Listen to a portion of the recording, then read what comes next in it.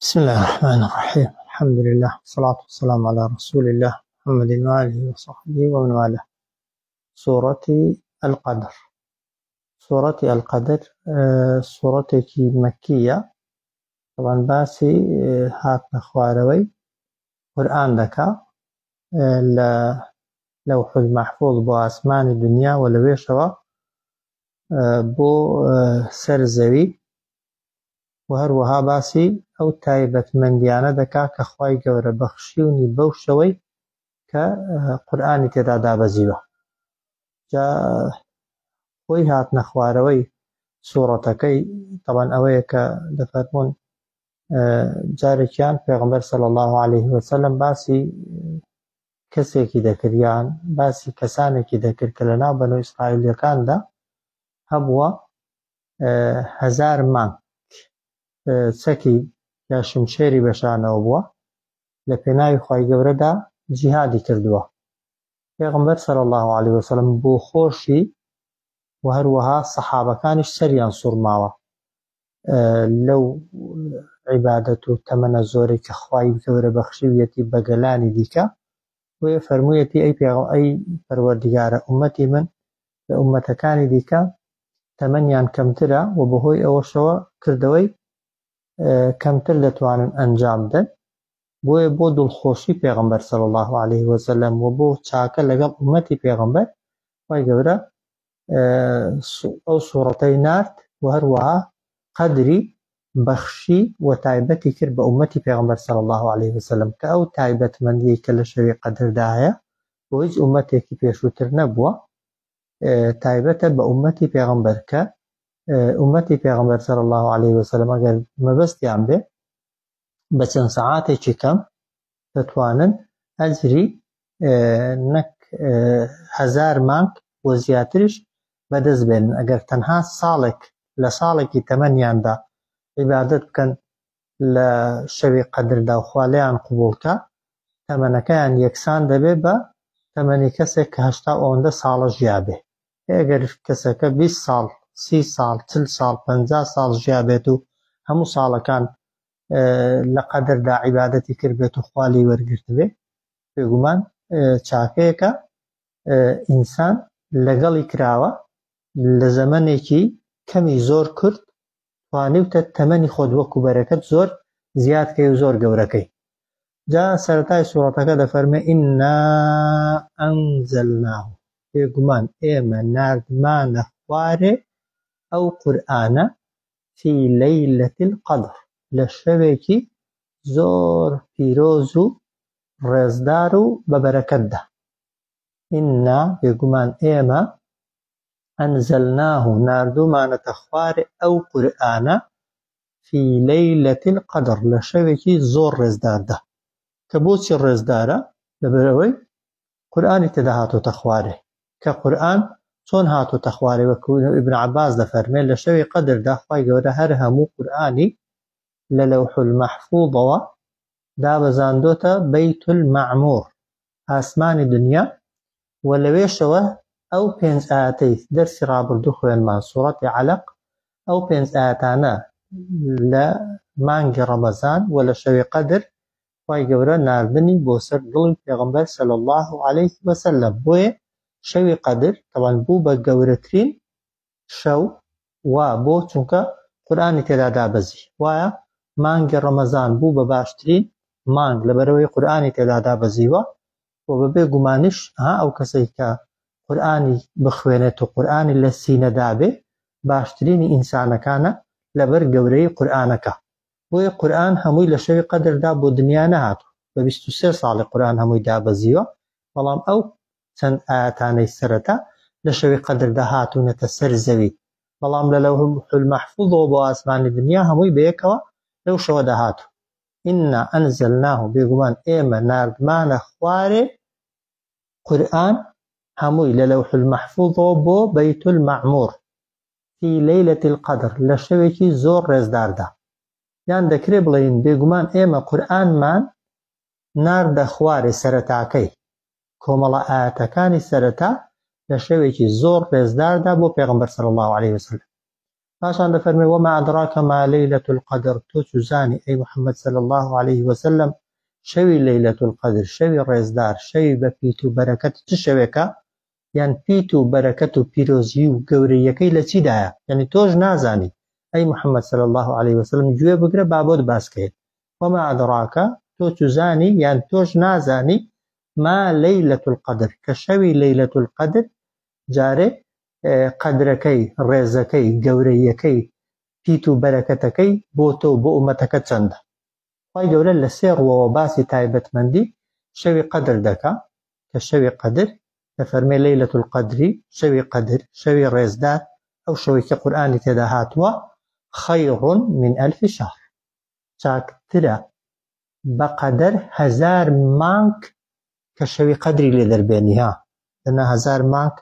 ئەگەر قەدری تێدا بێ زیاتر دەکا ها شەوی قەدر یەک شەو خێرەکەی نەک بە قەدەر 1000 مانگە ها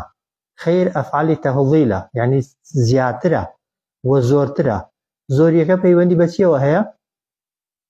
پەیوەندی بە نیەتی ئینسانەکان و ئەو عیبادەتەیەوەیە کە تۆ لە شەوی قەدردا دەیکەی مەرجنی هەرچی شەوی قەدر بەخەبەر بوو نەخەوت و نەنووست خێرەکەی وەکو یەک بێ وایە لای کەمەکەی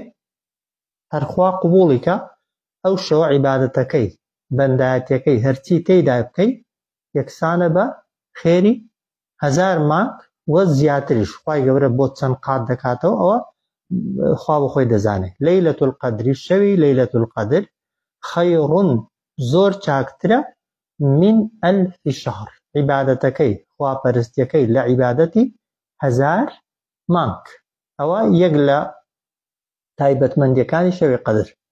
تایبەتمەندی دووەمی ئەوەیە تەنەزەل المەلائکەت دادەبەزنە خوارێ فریشتە والروح فيها وهروها جبريلش هل لشوي قدر دا بلان بإذن ربهم بفرمان پروردگاريان بوسي دادا بزن من كل أمر كعلماء دا فرمون همو ملائكتك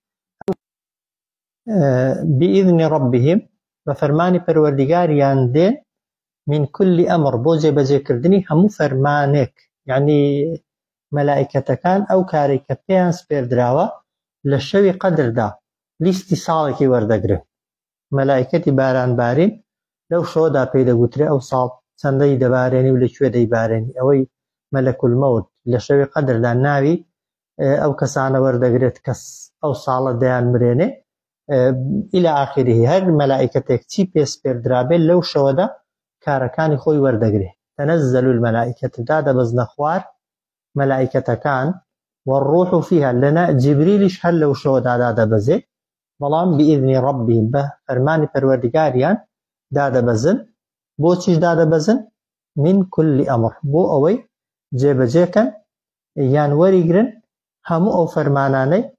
كدبيل لسالك دا جيب جيك كفرموده من هيك دا فرمي بستيق نامينيتا ولا سرزوي لشوي قدر دا ملائكتي كلينا بي تيدا سوزده بو خواينه با جا هەیانە خوای گەورە بەس تایبەتی کردو بۆی دوعای بۆ مسلمانان بکە تایبەتە بۆی کە پارێزگاری لە ئیمانداران بکە ئیشی ئەمنیەت و بۆ پارێزگاریکردن و پاراستنی مسلمانەکانە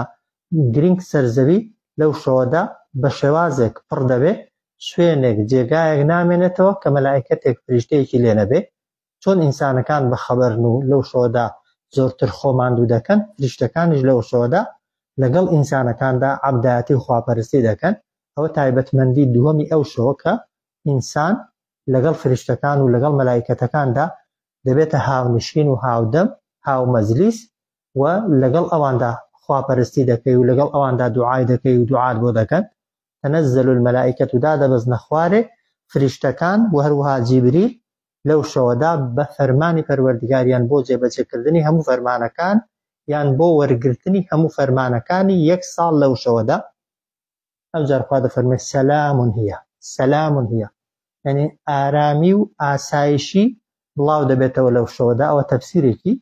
تەفسیرێکیشی ئەوەیە دەفەرمون سەلامون ئەو فریشتانە سەڵاو دەکەن لە ئیمانداران سەلامون هیە سەڵاو بڵاو دەکەنەوە هێمنی و ئارامی بڵاو دەکەنەوە لەو شەوەدا حتى مطلع الفجر هەتا هەڵهاتنی فجر سوورایی بەرەبەیان هەتا نوێژی بەیانی کە معلومە قەدر لە مەغریبەوەیە هەتا نوێژی بەیانی. سەلامون هیە ئارامی و هێمنی بڵاو دەکەنەوە، ئارامی و هێمنی باڵ دەکێشێ بەسەر ئەو شەوەدا کە هیەکە بۆ لەیلەکەی دەچێتەوە. سەلامون هیە یعنی سەڵاو بڵاو دەکرێتەوە لەو شەوەدا، مەلایکەتەکان سەڵاو دەکەن لە ئیمانداران لەو شەوەدا. ئەوە تەفسیرێکیان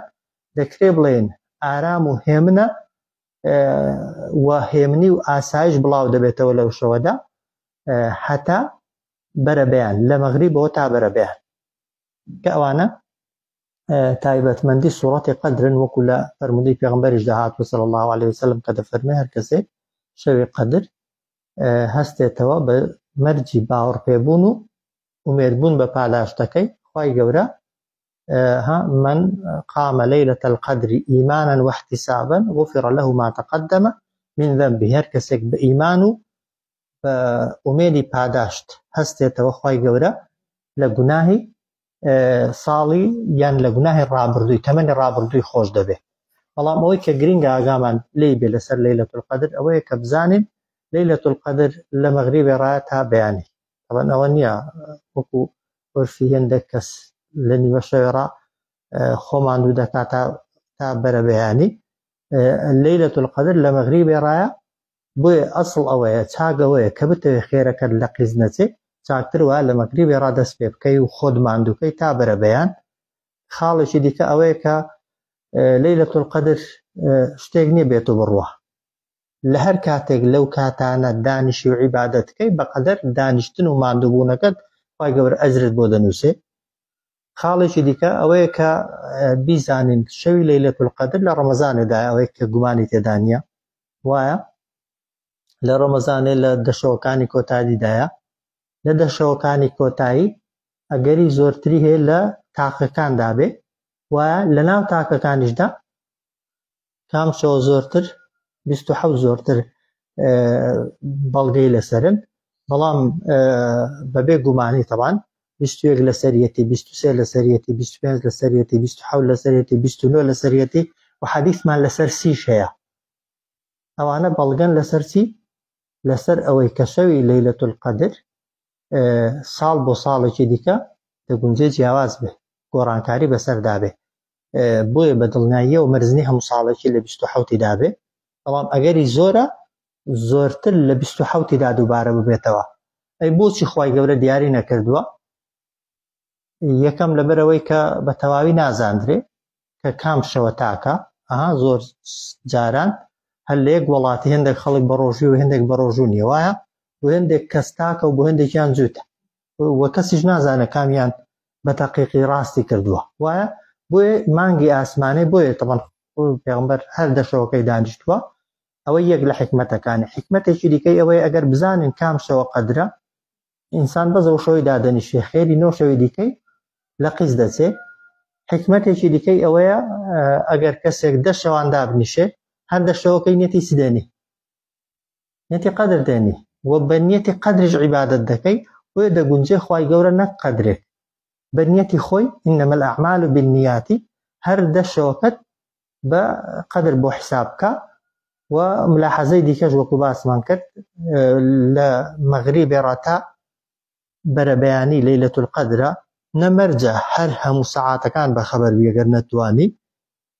دەکرێت ئینسان سەرەتاکەی ئەوەندەی لە توانایدا هەیە عیبادەتی کە و دواتر کەەوە ڕەز بوو بێتاقەت بوو ئیسراحەتکە یا بەعەکسەوە سەرەتا ئیسراحەتکەی و دواتر یعنی کەمێکی بەخەبەر بی و نشاط و جوڵەت هەبێ گرنگترە لەوەی کە هەمووی دانیشی و خەواڵ بی. بۆیە وەکو گوتم دیسان مەرزنی هەموو کەس ئەجرەکەی وەکو یەک بە هەر کەسەی بەپێی ماندووبوون و عیبادەت خوای گەورە ئەجری بۆ دەنووسێ. ئەو نیشانانەشی کە بۆ قەدر باس کراون ئەوەی کە گومانیان تێدا نییە و فەرمودەیان لەسەر ئەوەیە کە خۆر کە ئەو ڕۆژەی دێتە دەرێت تیشکی نییە و هەروەها شەوێکی ئارامە بێدەنگە و هەروەها لە ڕووی کەش و هەواوە شەوێکی هەوایەکی مامناوەندی هەیە. یعنی ئەگەر زستان بێ وەکو شەوەکانی کە سارد نیە مەرزنی هەر سەرمانەوێ، یان ئەگەر هاوین بێ بەقەت شەوەکانی کە گەرم نیە دەنا لە هاوینێدا هەر گەرمایە لە زستانشدا هەر سەرمایە، بەڵام کەش و هەوای لە چاو شەوەکانی دیکە ئارامترە. صلی الله علیه و سیدنا محمد.